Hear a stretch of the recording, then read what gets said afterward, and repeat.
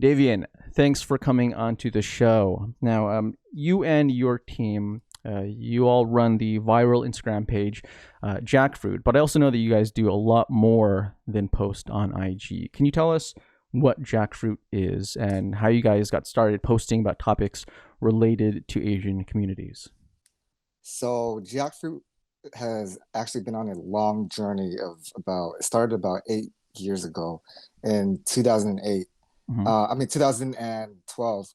And the idea actually started in 2011 when me and two other friends were sitting at Tapioca Express in San Jose. And we were just kind of like brainstorming and talking about how there's a rise of Asian YouTubers and entertainers. Mm-hmm. And, they're Just King Films and Wong Fu, you Mm-hmm. got Niga Higa. Mm-hmm. And so we were like, how come there's nothing that is kind of promoting them or giving them the right exposure and representation? So we're like, what if we started something that can tie everything all together in one place, kind of like be a one-stop destination? Mm-hmm. And so we threw out a bunch of names, and then I said, let's think about fruits and what's an Asian fruit.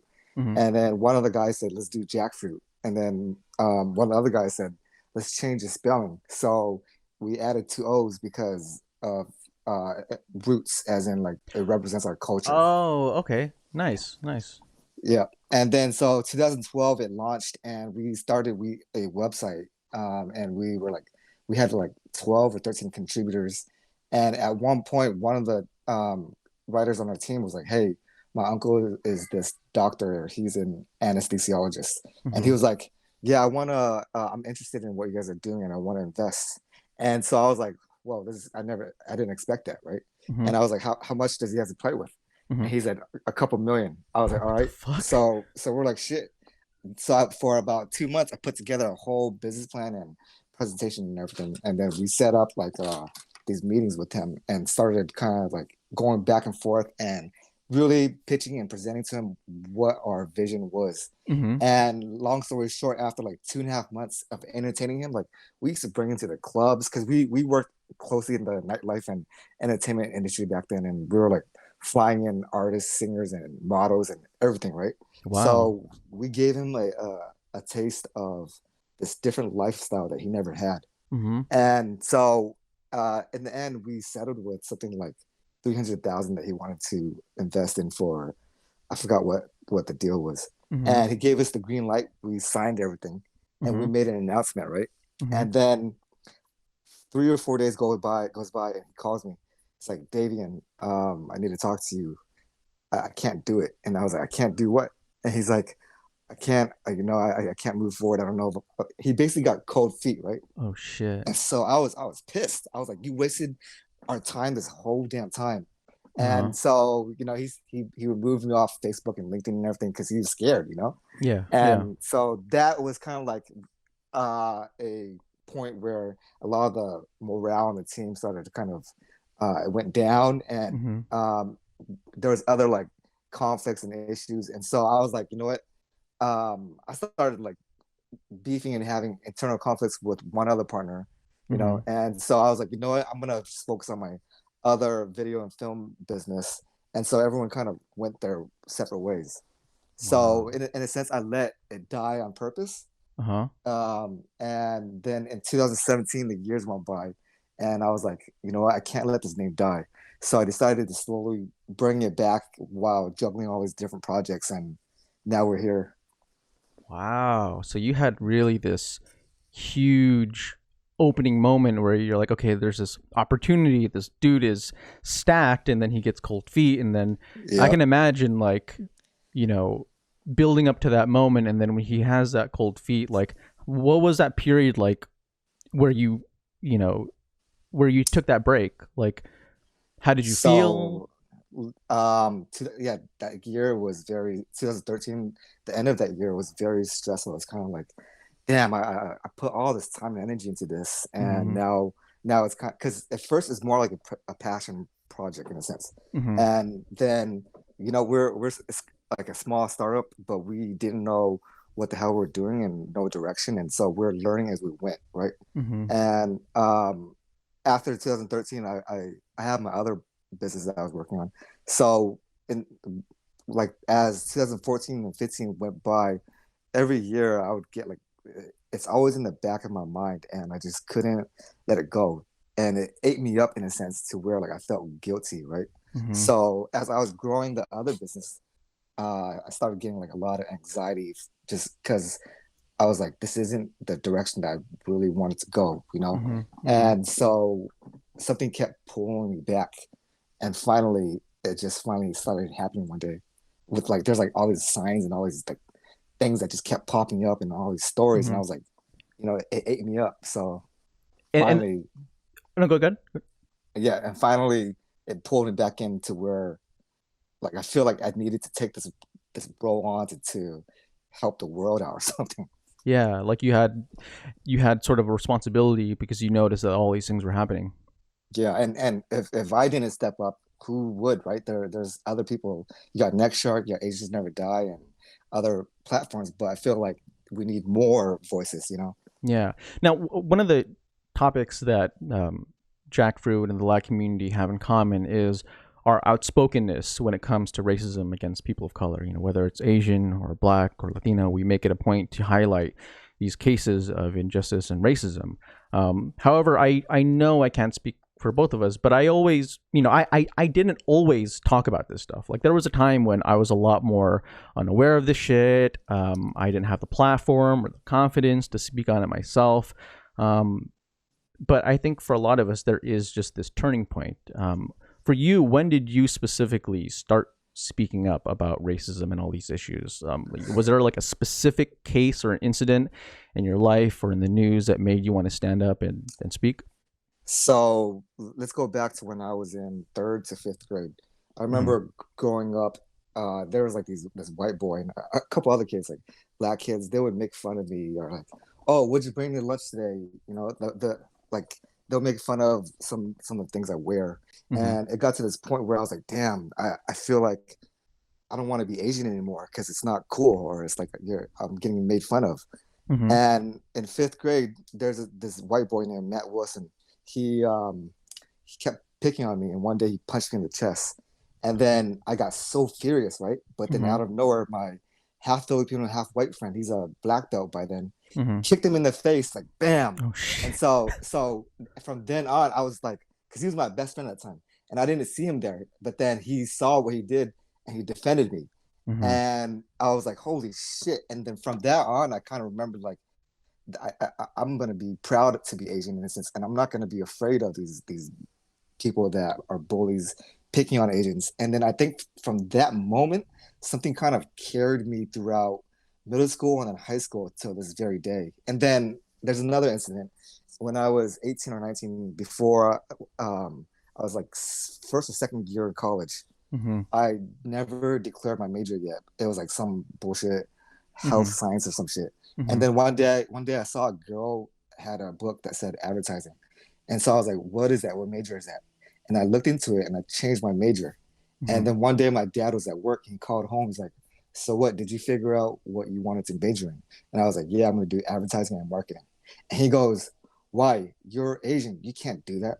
And I was like, wait a minute. You're my dad. Shouldn't you support whatever I want to do? Yeah. And so I think from there on, I also had built this, I added fuel to this fire that I felt like I needed to prove a point that you could do anything you want to in life, and you shouldn't have anyone tell you you can't.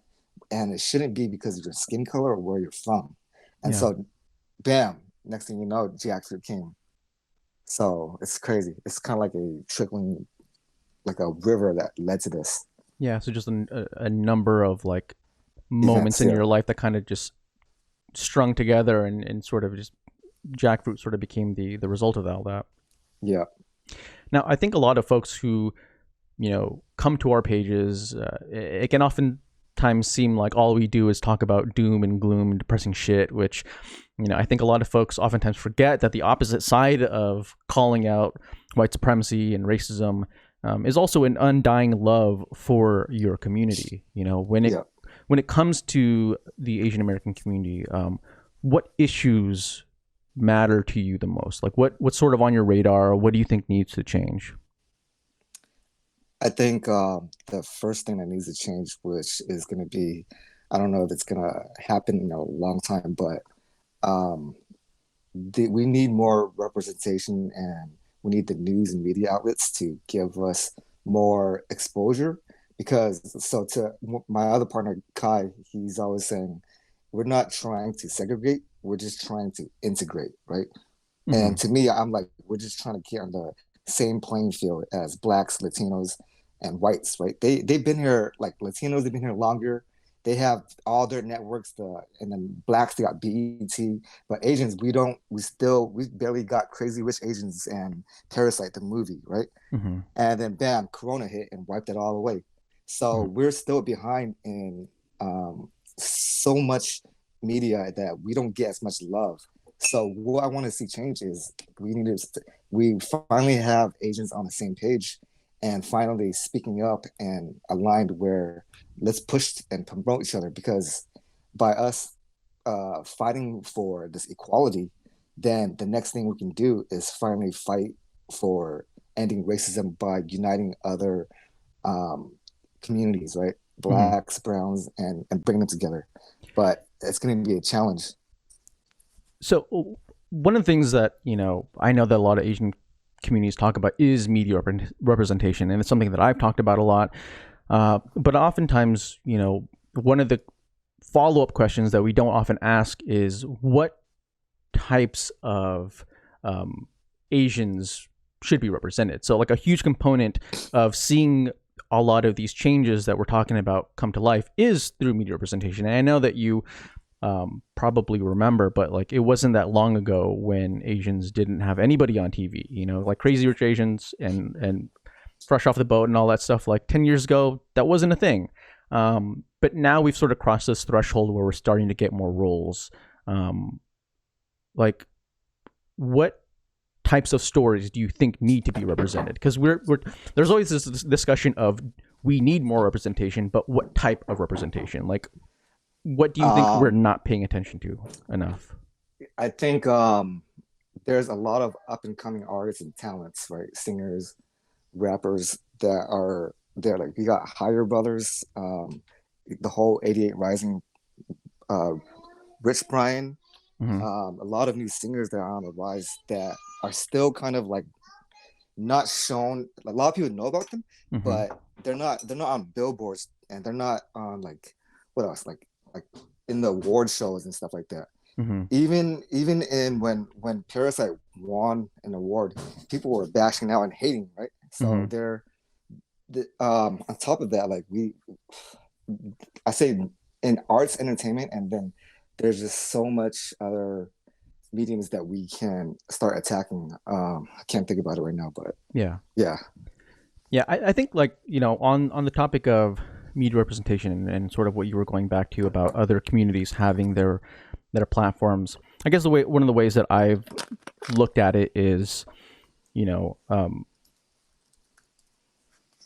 when it comes to the representation and uplifting of like Asian communities, unfortunately, a lot of Asian Americans I feel um, are so much more focused on highlighting people who sort of look good for our culture, like people who are prestigious and people who already made it. But I feel like a lot of Asian Americans aren't very good at targeting the people who are struggling, targeting the people who are trying to make their come up, trying to highlight Asian American artists who are still young and still up and coming. Um, because when it comes to media representation, like I feel like in the last 5 years, a lot of Asian Americans have been more focused on like positive representation as opposed to authentic representation. Like for me, that's like that's always been one of my gripes. Like I don't care so much about movies that like, oh, we got to show Asian people looking badass all the time.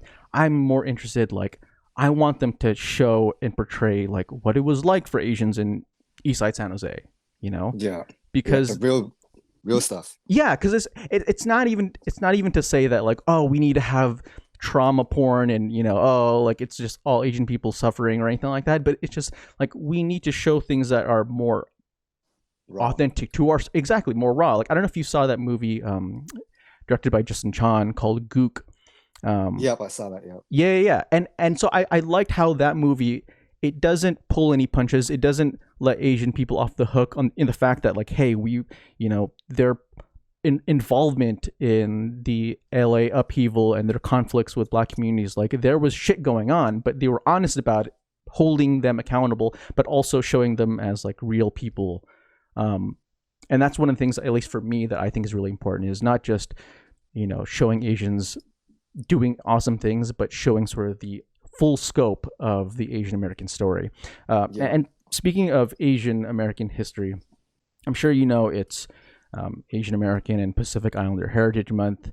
Do you have any Asian American figures that you sort of look up to, people who you admire, or it could be like legends from a long time ago, or it could be young icons who are influential now that you think are going to be important?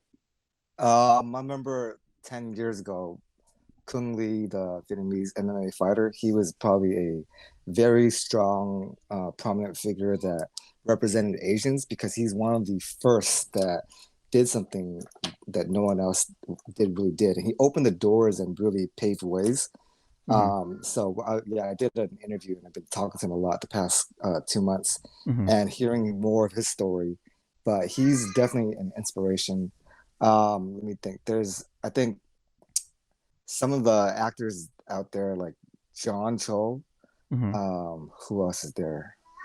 I can't think of it. There's someone else off the top of my head. I think there's John and Chu. He's paved the way, right? He's doing things and got his foot. Aquafina. I remember like we've been following each other for a couple of years and just seeing her grow from like 20,000-30,000 all the way up to over 1 million now. Yeah. And she's opened doors, but lately she's been quiet because of there's other things that I want to talk about. But yeah. So Aquafina is definitely someone that is inspiring and really shows that you can do it. You just got to stick to it. Cool. Well, I have a bunch of more questions, but we're going to go ahead and take a quick commercial break. We will be right back.